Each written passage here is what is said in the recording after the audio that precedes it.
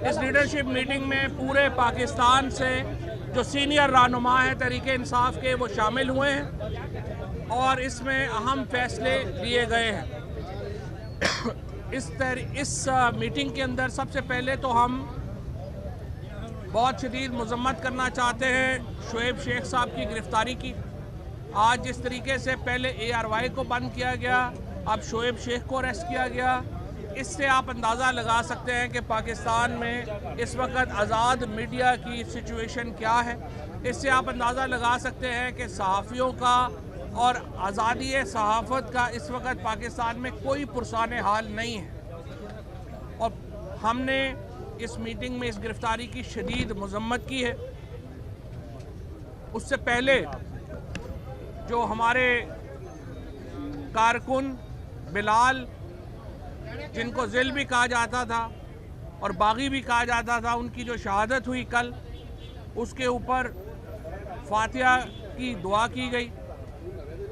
और हम ये मुतालबा करते हैं कि इस शहादत के, इस कत्ल के, जिस तरीके से इस एक अंदोनाक वाक़े को जन्म दिया गया, उसकी बराह रास्त ज़िम्मेदारी 3 लोगों के ऊपर है, यानी चीफ मिनिस्टर पंजाब जो Mohsin Naqvi, IG Punjab, additional home secretary Punjab और CCPO लाहौर। ये 4 लोग इस जुर्म में सीधे सीधे शरीक हैं और हम ये मुतालबा करती है तहरीक इंसाफ के इन 4 लोगों के ख़िलाफ़ FIR काटी जाए। जिस तरीके से ये जो शहादत हुई है, तहरीक इंसाफ ना इसको भूलेगी ना इसको भूलने देगी। और ये जो 4 लोग हैं, इनके ऊपर इस कत्ल का मुकदमा होगा और इंशाअल्लाह ताला ये जो खून है ये नाहक नहीं जाएगा। तहरीक इंसाफ आज रात से पूरे पाकिस्तान से जो हमारी लीडरशिप है, कारकुनान ने लीडरशिप जो है वो आज से यहाँ पे लाहौर में उनकी आमद शुरू हो जाएगी। जो बिलाल शहीद से अपने इजहार यकजहती के लिए यहाँ जमा हो रहे हैं, पाकिस्तान तहरीक इंसाफ के जिन कारकुनान को ज़ख्मी किया गया उनसे इजहार यकजहती के लिए यहाँ जमा हो रहे हैं, और पाकिस्तान के कायद, तहरीक इंसाफ के कायद, अवाम की आज़ादी का इस्तारा इमरान खान से इजहार यकजहती के लिए यहाँ पे जमा होंगे। और ये जो हमारा इज्तिमा है ये इंशाअल्लाह ताला ये इस बात की गमाज़ी करेगा कि पूरी तहरीक इंसाफ अपने कारकुनों के साथ, अपने शहदा के साथ खड़ी है। और जब तक ये इंसाफ नहीं होता, तहरीक इंसाफ की जो क़यादत है वो इंशाअल्लाह ये एहतजाज जारी रखेगी। आज हमारी मुलाकात चीफ इलेक्शन, आज हमारे वफद की मुलाकात हुई है चीफ इलेक्शन कमिश्नर के साथ। हमने इलेक्शन कमीशन का शुक्रिया भी अदा किया है, जिस तरीके से उन्होंने इलेक्शन का तमाम तर दबाव मुस्तरद करते हुए आइन के मुताबिक आगे बढ़े हैं इलेक्शन करवाने के लिए और सुप्रीम कोर्ट के फैसले पर अमल दरामद किया है।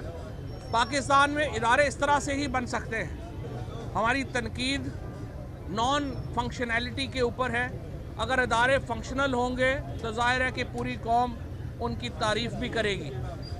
इलेक्शन कमीशन से हमने ये कहा है कि इंतखाबात ना सिर्फ होने चाहिए बल्कि शफाफ होने चाहिए और आप उसके लिए इक़दामात लें। उन इक़दामात में एक अहम इक़दाम ये होगा कि पंजाब के अंदर 22 ऑफिसर्स की जो फहरिस्त हमने इलेक्शन कमीशन को दी थी कि उन अफसरों को इलेक्शन के दौरान यहाँ ना लगाया जाए, उनको विड्रॉ किया जाए फौरी तौर के ऊपर पंजाब से, उनको पंजाब से वापस बुलाया जाए। और हम चीफ इलेक्शन कमिश्नर और मेंबरान से दरख्वास्त करते हैं कि इस मामले के ऊपर गौर करें और इन अफसरान को वापस बुलाया जाए। हम इलेक्शन कमीशन को आज़ाद देखना चाहते हैं और इलेक्शन कमीशन अगर आज़ाद इलेक्शन कमीशन की तरफ, इदारे की तरफ कदम लेगा, हम इसको अप्रिशिएट भी करेंगे और इंशाअल्लाह हम पूरी कौम जो है वो इन आईनी इक़दामात के ऊपर साथ भी देगी।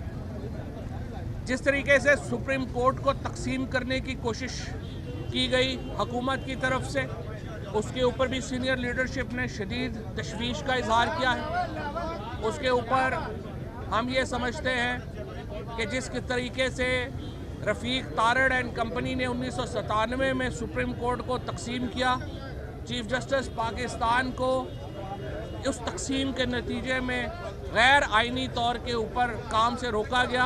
अब इसकी कोई गुंजाइश मौजूद नहीं है। हम अदलिया बचाओ मुहिम जो है वो अपनी शुरू कर चुके हैं। जो दफ़ा 144 लगाई गई थी वो अब ख़त्म हो चुकी है और इंशाअल्लाह ये तहरीक फौरी तौर के ऊपर दोबारा शुरू हो चुकी है और इंशाअल्लाह पूरी सीनियर क़यादत अदलिया बचाओ तहरीक में अदलिया के वकीलों के साथ चलेगी। आज 3 बार association, supreme court bar association, Lahore high court bar association और Lahore high court bar association और लाहौर बार एसोसिएशन, उन्होंने खुलकर जो हुकूमती इक़दामात हैं उनकी मज़म्मत की है। उसके साथ 96 और बार एसोसिएशंस ने ये रेजोल्यूशंस पास की हैं और कल के वाक़यात के ऊपर मज़म्मत की है।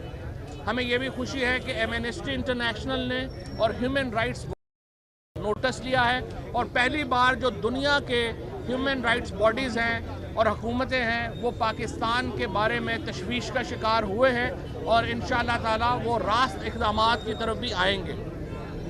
हमने एक हिकमत अमली ये भी तय की है कि अगर इमरान खान साहब को गिरफ़्तार किया जाता है तो तहरीक इंसाफ की क्या हिकमत अमली होगी और वो वक्त आने के ऊपर इंशाअल्लाह सामने हम ले आएंगे।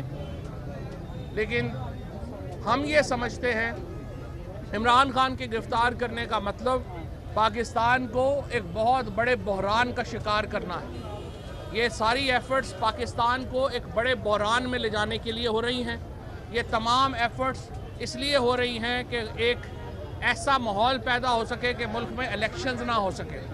हम पुरअमन रहे हैं। कल भी जब हमें पता चला कि अब लाहौर पुलिस स्ट्रेट गोलियां मारेगी लोगों को, हमने रैली कॉल ऑफ कर दी और इंशाअल्लाह ताला हम आइन के मुताबिक, कानून के मुताबिक रहते हुए आगे चलेंगे। इलेक्शंस का बिगल बच चुका है। इस हफ्ते इंशाअल्लाह तहरीक इंसाफ का टिकट्स का प्रोसेस जो है वो मुकम्मल हो जाएगा और तमाम उम्मीदवार अपने इलेक्शंस में जाएंगे और इंशाअल्लाह पंजाब में सिर्फ 50 दिन के अंदर, 54 दिन के अंदर आप देखेंगे कि इंशाअल्लाह मुंतखब हुकूमत आएगी। 2/3 मेजॉरिटी से इंशाअल्लाह तहरीक इंसाफ पंजाब का इलेक्शन जीतेगी। उसके साथ जो खैबर पख्तूनख्वा के गवर्नर हैं उनके ख़िलाफ़ हमने आज कार्रवाई शुरू कर दी है। मुझे उम्मीद है कि सुप्रीम कोर्ट अपने हुक्म के ऊपर अमल दरामद कराएगी और गवर्नर खैबर पख्तूनख्वा को उनके ओहदे से फारिग किया जाएगा। Thank you ji.